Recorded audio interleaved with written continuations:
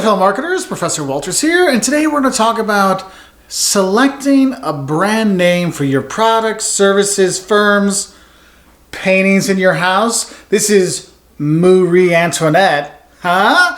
Yeah, you got to find the right name, and for companies, it's not always easy selecting a brand name. Just like it took us almost a year to figure out Marie Antoinette was the perfect name for Marie Antoinette. And so we really want to kind of think about that because firms change their names over time. Like Kentucky Fried Chicken changed its name to KFC and then back to Kentucky Fried Chicken. Boston Market used to be Boston Chicken. They changed their names for various reasons. And the thing is when you're trying to develop a brand name for your firm, your business, your website, whatever, there's some kind of critical things you really need to think about when you are developing the brand name. And probably one of the most important ones is you make sure you come up with a name that you can pronounce, but more importantly, your customers can pronounce. So I have a word right here in front of me. You see this word? It starts with an M. What do you think that is? Go ahead, type it down phonetically how you think you'd say that. Well, that name right there, Magayensh. Can you say Magayensh? Like, what the hell's a Magayensh? Well, Fernão Magayensh. Don't you know Fernão Magayensh? One of the most famous Portuguese explorers ever. You might not know him by Fernão Magayensh. His Spanish name is Ferdinand Magellan. Yeah, so the thing is there was a Portuguese company that used the Magayensh name thinking, oh, it's a product for the world and Magayensh went around the world. But the thing is, a lot of languages don't have that that nasal sound. And so maybe that wasn't the best name to call it. That's why, make sure you can say it and spell it. So if they search for it, it's relatively easy for them to find. Another thing you really should consider when you're looking at, naming things, make sure it doesn't have to, but maybe your brand name indicates some of the major benefits of your products. Think about it. Head and shoulders, right? Well, it's for dandruff, which are your head and your shoulders. That makes sense. Marie Antoinette, moo for the cow. Hey, that works. Wolters World. What's that about? Wolters shows the world. Okay, it makes sense. It's travel. Sometimes it's as simple as that. It is McDonald's restaurant, Coca-Cola, right? Pepsi Cola. And so you do see that. Now, you don't see it all the time, but sometimes you do. University of Illinois at Urbana-Champaign. Well, it's a university. It's in Illinois. It gives you the cities.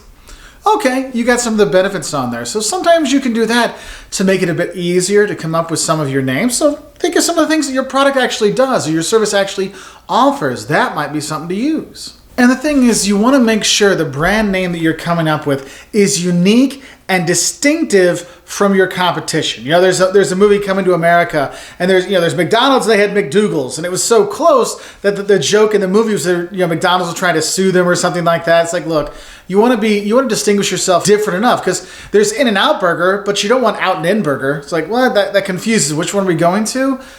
You got to be careful with that. Now, another thing you have to think about is when you're coming up with these brand names, you also want to make sure that brand name kind of fits with the product line. Like if it's going to be a cartoon show for kids, maybe don't call it Deathstalker. Maybe not good because Deathstalker and little kids shows maybe doesn't really work. But just think of it this way. Try to find some simple combination of words that really work. Maybe it has something to do with the product or has to do with the location, but just find some simple way to get it across. You don't want to try to reinvent the wheel and come up with some 15-syllable word because no one's going to type that out, okay? So just kind of think about that. And probably also what's really important is make sure you can legally use that name because you never know. Someone might already have that name and you're like, oh, I was hoping to use that, but they've already registered it. We got to start from square one.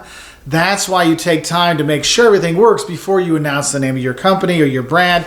We got to get everything legally on the okay. And the thing is that kind of gets into discussing how do we protect our brand name, right? I mean, your logos, your symbols, your trademarks, your brand names, all this kind of stuff, your secret recipes. You got to think about that. How am I going to, protect that? And if you think about it, you got to be careful because if you have like an overly generic name like Rome or Blue, it's like, well, yeah, Blue, you can't really trademark Blue. You can't really trademark Rome. It's been around for thousands of years.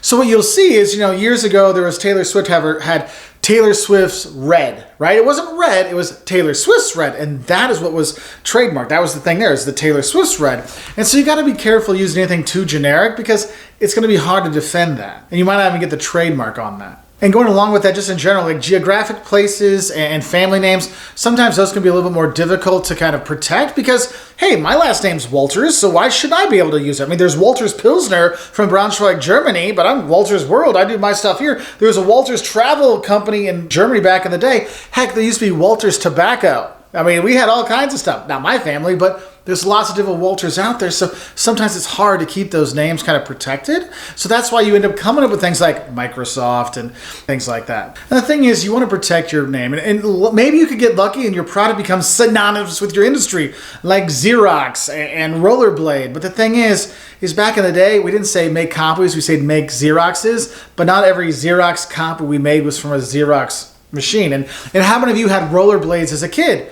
Were they rollerblades or were they inline skates from some other company? You got to be careful with that. So make sure you're doing your best to protect it, because thermos, you know, your thermos that keeps your stuff warm, thermos is a brand name, not just that thing, right? So we got to kind of think about that. So have that in mind when you're protecting your brand. And when you're looking at your brand, sometimes it's a good idea to think, hey, is there more stuff that I could kind of encompass with this brand name? You know, is it just limiting me to one thing, or can I use it for a lot of different things? And as my kids go running by, because, you know, that's how it works here. But, you know, you just got to kind of think about this. And overall, there's a lot of different names you're going to have. Maybe it's a corporate name or a brand name or a product line name. There's a lot to think about. And sometimes you change your name. Like, you know, Kentucky Fried Chicken switched to KFC because people thought fried chicken wasn't healthy, maybe? I don't know. But they switched back because people know that KFC stands for Kentucky Fried Chicken. Allegheny Airlines, because that was a regional thing. They wanted to show that, look, we're not just a regional airline, we're US-wide. And they switched to US Air, which has now been bought by American Airlines. You know, and American Airlines, where do they go? Oh, they go all over America. It makes sense with the name. If I have it just Great Lakes Airlines, I expect it only fly in the Great Lakes, right? So, or around the Great Lakes at least. Maybe not in them, but you know what I mean. So you're kind of thinking about that. And there's a lot of companies that have changed their brand names for various reasons. Some companies actually bought other companies because of their good name. Not the company they bought had a good name, so they changed their name to that so they can be like, oh, well, look at us. We're the good company now. So there are some pretty interesting things to think about when you are creating your brand name, but really make sure it's something that people can pronounce and it makes sense to people and it fits, all right? So I hope this helps you have a better idea how you can make up your brand name. Please tell us the story of how you came up with a brand name for your products or your business in the comment section below so we can share some stories and maybe some people can get some ideas for their own brand names, their own names for their products in the future. So I wish you all the best and have a great day. Bye.